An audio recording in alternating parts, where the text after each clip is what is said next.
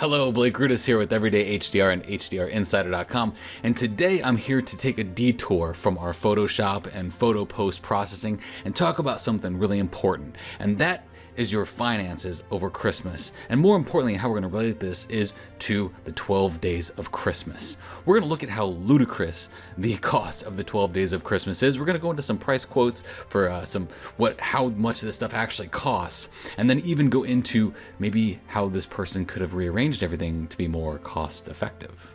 So let's go ahead and jump into this because I got a lot of cool stuff to show you on this nifty little spreadsheet that I made.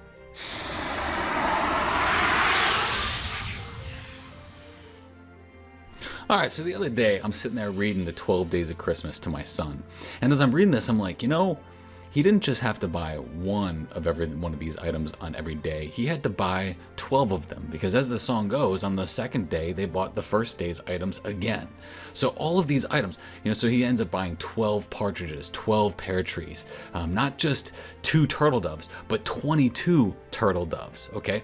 Then you look at the French hens, the calling birds, the gold rings, and I'm thinking to myself, wow, this guy had to buy 40 gold rings. That must have been the most expensive thing on the 12 Days of Christmas.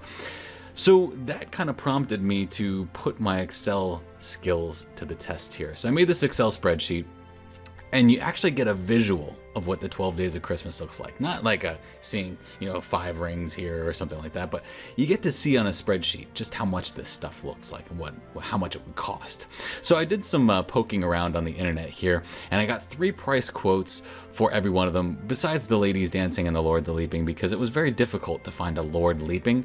I ended up going up with this guy, Ilan, the robotic man dancing. That would be pretty cool. So 11 of these is awesome.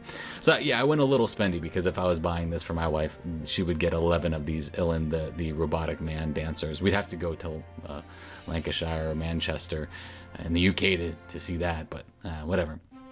So you can see here, you can go through here and see some of these other things. These $200 ones are probably not PG, so I'm not going to click on those. But then, the maids and milking. This is an interesting one. So the maid might not cost that much, maybe $7.25 based off of the US minimum wage, if you're paying the minimum wage. At an 8-hour day, it's only about $58. But you have to assume that this lady that you're buying all of this stuff for, this man that you're buying all this stuff for, does not own a cow. Well, at that rate, you have to buy 8 cows, 1 cow for every lady. But you don't necessarily have to buy 8 cows on, 5 different days. You just have to buy those 8 cows once and pay those ladies to come 5 times throughout that week, I guess, for an 8-hour day to milk those cows.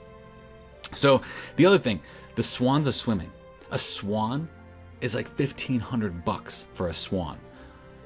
And you have to assume that if she doesn't have a pool, you now need to have a pool for her too. So if she has a pool, you can just go ahead and delete this whole pool thing out of here completely. But look at the overall cost here, $145,000 for the 12 Days of Christmas, based off of the quotes that you find here. Now, if you download this spreadsheet and you want to find quotes somewhere else, you can. These are all clickable links, so you can see where I got these quotes from.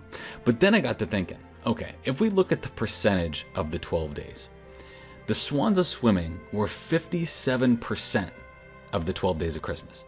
That's how much that would cost. I mean, if we take out the pool, let's just say we delete this, the average cost of the pool is about $22,000 for an in-ground pool. Let's just delete that. Still, that's 49%. So almost 50% of the 12 Days of Christmas came from the swans are swimming. Well, what if instead of buying those swans on day 7, instead of buying those swans on day 7, what if he bought those swans on day 1? See, on day 1, if he bought those swans on day 1 and then reappropriated all of the costs for every one of these things so that he spent the least amount of money on each given day, he could end up doing the 12 Days of Christmas 1.5 more times for this lady. Okay, so we see here the grand total of this rearranged 12 Days of Christmas is now $61,000 as opposed to $145,000. So it appears to me that this individual is irresponsible and did not get an accountant. Now, based on these numbers, how I came up with this one, I went ahead and scratched the pear tree completely because he wasn't consistent on buying a tree variety for every form of fowl that he bought for this lady. So I felt, why would you buy a pear tree just for a partridge, but maybe not buy an oak tree for a turtle dove? Come on. If you're going to buy a tree for the bird, you may as well buy a tree for every bird, right? I mean, you buy a pool for the swans, but then the turtle doves and the hens are kind of left on their own without something to live in. So I took out the pear tree because that's all inconsistent. Because if I was the female receiving all of these items, I'd say, well, I've got these beautiful pear trees for all my partridges, but what the heck am I going to do with all these doves that are flying around my house now? So take out the pear tree completely. And any accountant would probably tell you that. Take out the pear tree because you don't need the tree. She probably doesn't have the land to put it on anyway. Maybe she does if she has enough room for the pool. But you get my point. Now, all of the percentages of the days have been reappropriated, so now the swans are swimming. It's just one swan on each given day. And that'd be kind of cool, so that every day you get a new swan instead of 42 swans that are running around your house pooping everywhere. That wouldn't be very cool.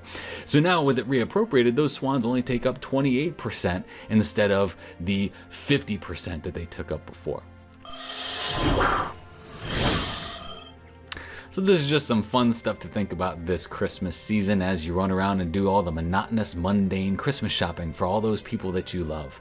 All right, it's not about that. That's not what Christmas is about. Christmas is actually about the birth of our Savior, Jesus Christ. And instead of spending money on those individuals that you love, you spend time with those individuals that you love in the true spirit and nature of Christmas.